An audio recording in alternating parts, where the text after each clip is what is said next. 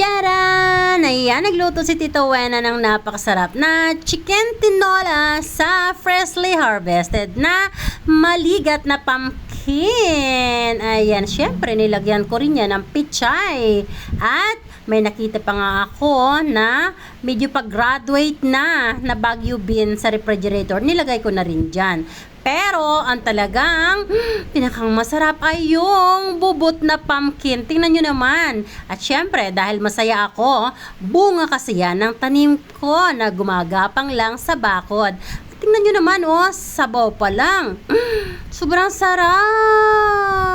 Tingnan nyo naman. At kung paano nga ba ni Tita Wena niluto yan, samahan nyo ako. From cooking to plating para naman mag-enjoy din kayo. At ito na nga, let's cook! Hello everyone! Halika kayo, tayo ay magtinola ng chicken. At pag ganito nga ako, ay magtitinola. At dapat ganito ang texture. Ayan, pina-fry muna natin ng malupit-lupit ang ating chicken. Ayan, syempre, hiniwaan natin yan dyan sa gitna at nilagay ng ingredients para pumasok yung lasa. Diba? Ayan guys, ang technique pag walang marinate. Ayan. At syempre, yung chicken skin isineparate ko at pinakrunchy ko muna siya. So, this time guys, ay mayroon akong na-harvest na bubot na ito. Ayan guys, oh. Bubot pa. Pumpkin. Ayan. So, isasama natin yan.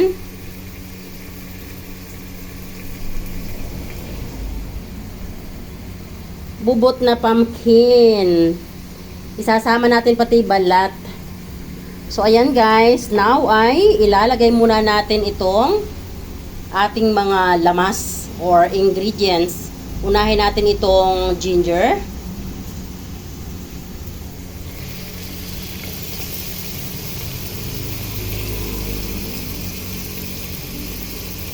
Mga lamas sa Bisaya, napapanood ko lang sa aking mga kaibigan, mga vlogger. Siyempre, sa Katagalugan, ang lamas ay ingredients or ricado. Ayan. So, dapat kasi marami tayong nauunawaan, no? Sa ating mga kaibigang content creator. Ayan. So, ayan guys. Matapos natin ilagay yung ating ingredients. And if you notice guys, hindi tayo naglagay dyan ng oil. So, yung oil niyan ay naturally from the chicken skin. So, ayan. So, nakita nyo, ito pong ating gagawin na chicken tinola ay wala pang 1 kilo. So, dahil pinray natin, lumiit yung chicken. Pero, mas masarap yung ganitong pamamaraan. Mas malasa.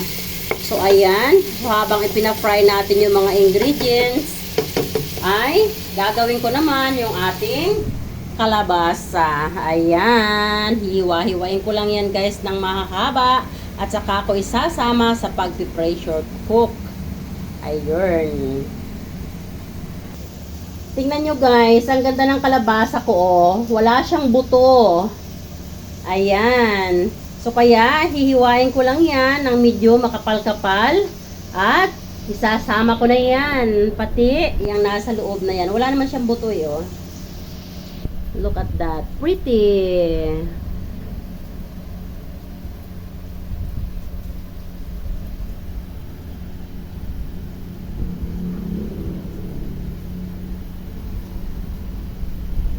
So, ayan na guys, yung ating niluluto at yung ating hiniwa-hiwa na kalabasa, ilagay na nga natin dyan sa ating chicken. Bango-bango niyan guys. Ayan. So, maglagay na rin tayo ng chicken cubes para mas kumpleto ang sarap ng ating tinola with kalabasa. At paglagay tayo ng durog na paminta, bahala na kayo kung gaano karaming durog na paminta ang ilalagay nyo ha. Kayo na lang ang mag-adjust at estimated lang to guys. At syempre maglagay tayo ng patis. Ayan. At pagkalagay nga natin ng patis, yes, tayo ay maglalagay na ng tubig enough quantity to cook our tinola with kalabasa. And yes, tayo ay may ilalagay dyan na pichay. Yes. At mamaya natin yun ilalagay pag yung naluto na. Yes, dahil yung pichay ay bilis lang maluto. Yes. Ayan, haluin natin. Dumikit na yung ating chicken sa ating pressure cooker. Halu-haluin muna natin sa ilalim kasi yung pinakrunchy natin na chicken skin ay para tumikal. Guys, alam nyo ba kung bakit ko siniseparate yung chicken skin sa meat? Dahil hindi naman nakakain. Ang tendency, nilalagay lang sa tabi ng pinggan, so sayang naman. And, alam nyo ba, na-discover ko, na pag kayo ay magluluto ng tinola or anything na chicken, pag pinakrunchy nyo yung skin, at isinama mo doon sa niluluto nyo, napakasarap guys. Additional savor and additional good taste. Yes. Kaya naman si Tita Wena ay, yon siniseparate ko nga muna ang skin sa chicken bago ko hiwa-hiwain yung chicken ay pinapakrunchy ko na muna yung chicken skin at saka ko naman isusunod yung chicken para magkaroon ng frying texture na ganito. Ayan, napakasarap niyan guys. Promise, gawin nyo ang pamamaraan na ito. O, diba? Hindi nyo na kailangan maglagay ng oil dahil magkakaroon ng sariling oil yung skin ng chicken at doon na rin kayo magigisa para bang ginisa sa sariling mantika. Parang ganun lang yun. O, diba? Pero guys, masama yung term na yun. Huwag nyong gayahin at huwag nyong sundan, ha? Ang sundan nyo lang ay yung pamamaraan ng pagluluto ko. Dahil itong pamamaraan na ito ay super yummy delicious. And yes, ayan, tatakpan na po natin yan. At lulutuin natin yan ng 7 minutes. Yes, after 7 minutes, pwede na nating i-cool down yan at ilalagay naman natin yung pechay and green chili bago tayo mag-plating, serve ready to nyam nyam. So, takpan muna natin yan guys.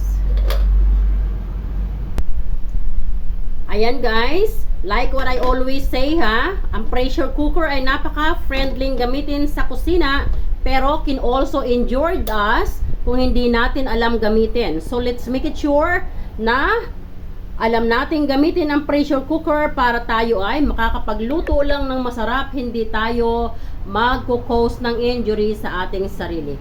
So laging dapat po ay nakatak ang kanyang handle at ito naman dapat ay flexible at ito dapat ay super tight. Yes, para talagang ma-hold niya yung heat sa loob at yung pressure ay ma-hold niya sa loob. Yes. Ayan. So, let's begin. At hintayin nga lang natin na magsisil yan. The moment na magsisil na yan, doon pa lang tayo magka-count ng minutes. Kung ilang minutes natin yan gustong lutuin. And like what I mentioned, we are going to cook that for only 5 minutes. Pwede rin 7. Pero ako 5 minutes is enough. Yes. Ayan. So, lutuin na natin yan. And see you. Don't go away para makita nyo pa ang delicious outcome ng ating tinola chicken sa kalabasa. So, ayan guys. Nagsisisil na ang ating pressure cooker. And from now onwards, ay mag-count na tayo ng 5 minutes. Ayan. And tcharan! After 5 minutes nga, ay pwede na nating i-off ang fire. And yes, ito po ay pwede nating tanggalin. Gumamit tayo ng pot holder. Yes. Gagamit tayo ng pot holder sa ating pagtatanggal. Yan. Be careful guys ha. Dapat mabilis ang kamay nyo kasi pwedeng mag-explode. Ito guys ay pang madalian. At kung hindi naman kayo nagmamadali, pwedeng intayin nyo na lang na mag-cool down hanggang bumaba yung bilog na yan. Ayan o. Ayan. Pero ako, dahil ilalagay ko na ang aking pechay na hinarvest ko sa mga bote. And yes, ang pechay ko po ay tanim ko yan. Nakatanim lang yan sa mga bote ng suka. Mga empty bote ng soka, ayan. O, diba, maliliit lang siya, o. Pero organic yan, guys. Ayan, may nakita pa ako sa refrigerator na mga beans. Ayan, so sayang naman, kasama ko na rin. So, halika na. At tanggalin na natin ito. Pakita ko sa inyo kung paano. Ayan. So, mabilis, no? Dapat sobrang bilis ng kamay nyo. So, ayan, guys. So, lumalabas yung pressure, guys. Mamaya, yan ay bababa na. The moment na bumaba na yan, that is the sign na pwede nyo nang buksan ang ating pressure cooker. At pagkabukas nga natin yan, saka ko naman ilalagay yung ating gulay at sili para hindi ma-overcook. Ayan. Actually, pwede na natin huwag buksan yung apoy para after na may lagay natin yung pichay kasi yan po ay mainit na mainit pa rin. So, ayun guys, nakita nyo, lumubog na yung bilog na yan. Ayan, nakalubog na siya. So, means pwede na nating buksan. So, slowly sa pagbubukas. Again, let's not injure our self. Ayan, excited na ba kayo? Yes, si Tita Wena, so excited. Sarap, o diba? Kumukulo-kulo, kumukulo-kulo. Ayan, pwede na nating ilagay ang ating sili. Para mabilis maluto, ilagay natin sa ilalim ang ating sili.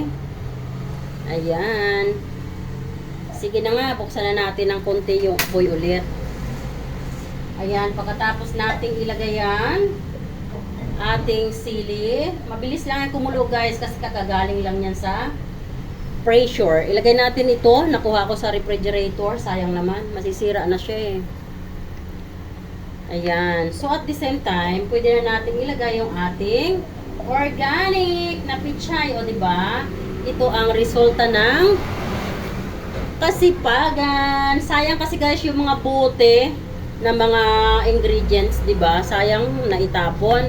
So, kaya kinakat ko sila at tinataniman ko sila ng mga pichay. Yung mustasa ko hindi nag-success. Isa lang yung nabuhay. Pero ipinahingi ko na sa kapitbahay. Ayan guys. O diba? Saya. Alam nyo guys, simpleng tao lang ako. Ang saya-saya ko yung mga ganitong bagay na may na-harvest ako. Na tanim-tanim ko lang. Yung kalabasa ko guys, tanim ko yan. Yan ay buto ng aking niluto. Kinip ko yung buto, binilad ko at itinanim ko sa paso. Ayun, nagbunga siya. Actually, pang 5 bunga na ito. Yung iba, naibigay ko na nga din sa kapitbahay. Hindi yung kapitbahay ko, nakadikit ng bahay. Yung kapitbahay ko, nakadikit talaga ng bahay ko, maarte ito, no? Siya na yung binibigyan, siya pa yung nagre-reklamo. Ayun ko yata ng ganun, di ba? Kasi para sa akin, yung bunga ng tanim ko ay napaka-precious. Tuwan-tuwa kaya ako pa ganun. Pero pag binigyan ko, tapos sabihin na bulok lang ng ganun, ay bakit mo tinanggap? Diba? Ang dami kong pwedeng pagbigyan. Saka ako rin, pwede kong lutuin. Kaya lang, akala ko masaya kang binibigyan, kaya ibinigay ko. Tama ba guys? Diba? Ako kasi guys, pag yung ayaw ko, sinasabi ko na, kung ibigay mo na lang sa iba kasi okay lang naman ako, ganon, no? We have to be honest. Kisa naman tanggapin natin na mabubulok lang pala. So, ayan guys, pwede na yan. Guys, gusto ko siyang lagyan ng konting sugar to balance the taste. Ayan. Wala na tayong idadagdag na ingredients. Okay na. Ang sarap guys, oh. Look at that chicken. Ooh. Ayan, thanks everyone for watching. Ayun. Chicken tinola with pumpkin. Look at that. Oh.